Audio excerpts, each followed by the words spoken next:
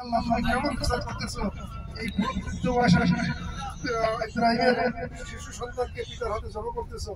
তখন তোমরা নিয়ে আসছো ফেরেশতারা জিবরাইল আলাইহিসসালাম তোমরা ইসমাঈলকে সরাই দিয়ে ওখানে তোমরা জমা করে দিয়েছিলাম।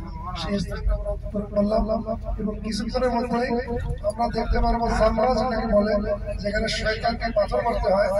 হাজী সাহেবদেরকে বড় বড় যে ওয়াজিবগুলো তার মধ্যে যাত্রা করা, যাত্রা করে শয়তানকে নিক্ষেপ করা।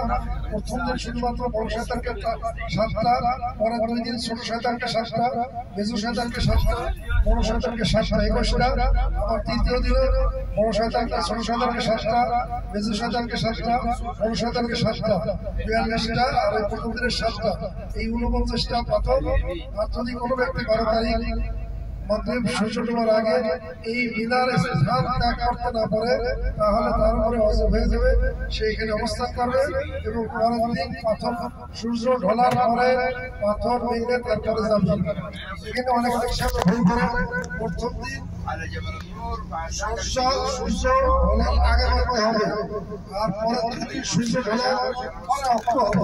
ওই যে সাদা দেখেন, ওই যে আমাদের সামনের দিকে দেখেন, ওই জায়গাটাকে জামরা বলা হয়। জামরা, ওই জামরা, এখানে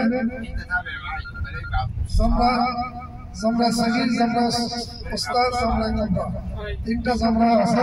ওর পাশ দিয়ে আমরা উপরে গেলে দেখতে পারবেন, ক্লিয়ারলি দেখতে পারবেন। ওইখানে আমাদেরকে জামরা শয়তানকে কন্ট্রোল করতে হয়।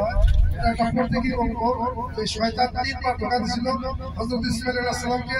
প্রথমবার ওনাকে বলছিল যে তোমাকে কোথায় নিয়ে যাচ্ছে, তুমি কি জানো? তোমার যে কোথায় নিয়ে যাচ্ছে, বলে তোমাকে জমা করে নিতে যাচ্ছে। ইব্রাহিম আলাইহিস সালামের কাছে ইসমাঈল আলাইহিস সালাম জিজ্ঞেস করলো, আমাকে তো বলতেছে তুমি নাকি জমা করতে বলছো, নিয়ে যাচ্ছ, আমাকে বলো যাওয়াকে। বলে তাদের তোর কি? বলে ওর দিকে থুতু মারছে। তারপরে আরেকবার করছিল, তারপর আরেকবার বলছিল, তারপরে একই করতেছিল হাতের পাবে। দেখেন আপনারা, এটা হলো ছোট শয়তান জামরা সাগীর।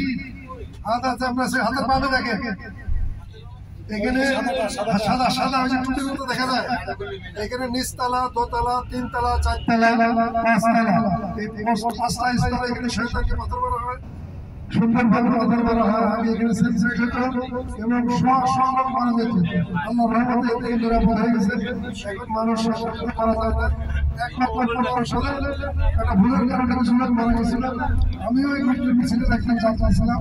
আল্লাহ রাব্বুল আলামিন আমাকে বাঁচিয়ে দিয়েছিলেন। তো সেই জায়গাটা আপনারা দেখেন, আল্লাহ রাব্বুল আলামিন এই শয়তানের জামরা করার তৌফিক আমাদের সবাইকে দান করুন। আমরা বলি আমিন। লাইনে বাইরে সবই কিন্তু আপনার মিনার নাম সব কিছু করা।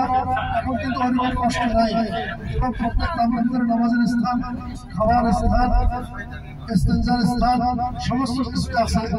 এর আগে আমরা আলোচনা করছি যে এই হজের সময় আমরা এমন ব্যবহার করবো না যে খাইলে আমাদের লাইনে থাকতে